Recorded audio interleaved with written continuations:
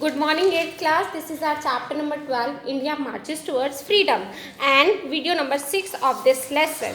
तो इस लेसन में अब तक हम बहुत कुछ पढ़ चुके हैं, हमने बहुत सारे मोमेंट पढ़ लिए हैं. आज हम लास्ट टॉपिक पढ़ेंगे अपना ट्रांसफर ऑफ पावर. तो ये वीडियो नंबर 6 का आपका transfer of power last topic है. By the end of world war second Britain had become economically too weak to sustain its empire in India.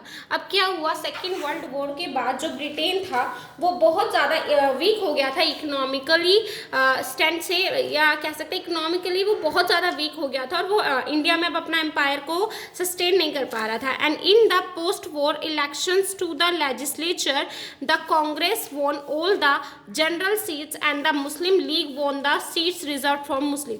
अब जो elections हुए थे किसके, लेजिस्लेचर के, जो विधायिका के इलेक्शंस हुए उसमें कांग्रेस जो थी वो ऑलमोस्ट सभी सीटें जो थी वो जीत चुकी थी और मुस्लिम लीग ने वो सीटें रिजर्व कर ली थी जो कि मुस्लिम सीट्स के लिए थी.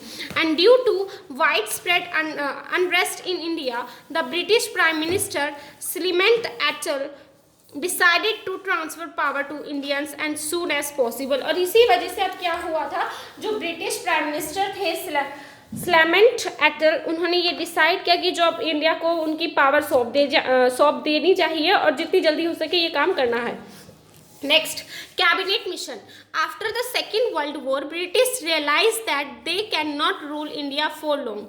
तो जब सेकेंड वर्ल्ड वॉर कंप्लीट हो गया था उसके बाद ब्रिटिश को ये रियलाइज हुआ कि अब वो ज़्यादा समय तक इंडिया के ऊपर रूल नहीं कर पाएंगे. Indians would know longer tolerate the humiliation of foreign ruler. अब इंडियंस जो हैं जो वो सहते आ रहे हैं, ह्यूमिलिएशन जो सह रहे हैं फॉरेनर्स की, अब वो नहीं सहेंगे. The British government therefore sent a cabinet mission. इसी वजह से ब्रिटिश गवर्नमेंट ने एक कैबिनेट मिशन जो था भेजा to India in March 1946 to negotiate with the Indian leaders the terms for the transfer of power to Indians. इसीलिए क्या किया उन्होंने, जो कैबिनेट मिशन इंडिया को कैबिनेट मिशन इंडिया में भेजा 1946 में, जिससे कि वो इंडियन लीडर्स के साथ जो है कंसल्ट कर सके और पावर किस तरीके से किसको ट्रांसफर की जानी है उन सब के बीच बातचीत हो सके.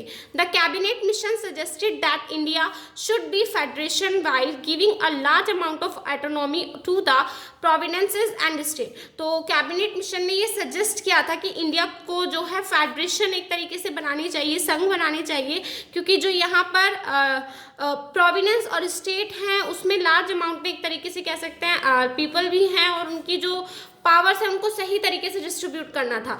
But Congress and Muslim League did not agree to certain aspects of the proposal. लेकिन मुस्लिम और कांग्रेस दोनों ही पार्टी को जो था अभी भी कुछ ऐसी बातें थी जिस पे वो अग्री नहीं कर रही थी. There was no optional but the partition of the country. और उनके पास अब कोई और ऑप्शन नहीं था, एक ही ऑप्शन था, पार्टीशन करना इंडिया का, कंट्री का, क्योंकि मुस्लिम लीग जो थी वो खुद, मैंने बताया कि अभी जो जिन्ना थे वो प्राइम मिनिस्टर बनना चाहते थे फ्रीडम इंडिया का, एंड जो जवाहरलाल नेहरू थे उनको भी फ्रीडम के बाद इंडिया का प्राइम मिनिस्टर बनना था. तो एक बहुत ही बड़ा मेजर पॉइंट रहा जिसकी वजह से कांग्रेस और मुस्लिम लीग के बीच, हम कह सकते हैं उनके बीच कोई भी कंसल्टेशन नहीं हो पाया ठीक से, और तो अब कोई और ऑप्शन रहा ही नहीं विदाउट कंट्री के पार्टीशन के. And the major steps towards partition, और एक बहुत बड़ा मेजर स्टेप ले लिया गया पार्टीशन की तरफ. The British policy of divide and rule had helped in creating the rift between the Congress and Muslim League. तो ब्रिटिश पॉलिसी जो उन्होंने हम पे की डिवाइड एंड रूल के थ्रू, उससे काफ़ी ज़्यादा हेल्प मिली किसको, कांग्रेस और मुस्लिम के बीच उनको एक तरीके से मेंटेन करने, बैलेंस करने के लिए. In 1940 Muslim League passed a resolution demanding partition of the country and the creation of state to be called Pakistan. 1940 में क्या हुआ, मुस्लिम लीग ने पास कर दिया रिसोल्यूशन, जो मतलब मुस्लिम लीग का जो रिसोल्यूशन था वो पास कर दिया गया, जो उन्होंने पार्टीशन की मांग की थी, इंडिया का पार्टीशन कर दिया गया और उन्हें एक नेक्स्ट कंट्री दे दी गई, पाकिस्तान.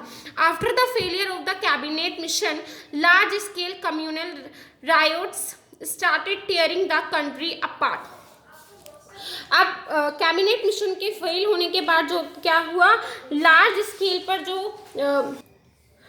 लार्ज स्केल पर कम्युनल राइट्स स्टार्ट हो गया था और काफ़ी जगह मतलब जब पार्टीशन हो गया था इंडिया और पाकिस्तान के बीच, लोग एक जगह से दूसरी जगह आ जा रहे थे तो काफ़ी ज़्यादा वहाँ पे दंगे होने लगे, लड़ाइयाँ होने लगी। जो मोहम्मडन्स थे वो हिंदूज़ को मतलब किल करने लगे, वह उनकी जो लेडीज़ थी उनके साथ बहुत मिसबिहेव करने लगे थे और बहुत ज़्यादा खून खराबा और उस समय हम कह सकते हैं हुआ।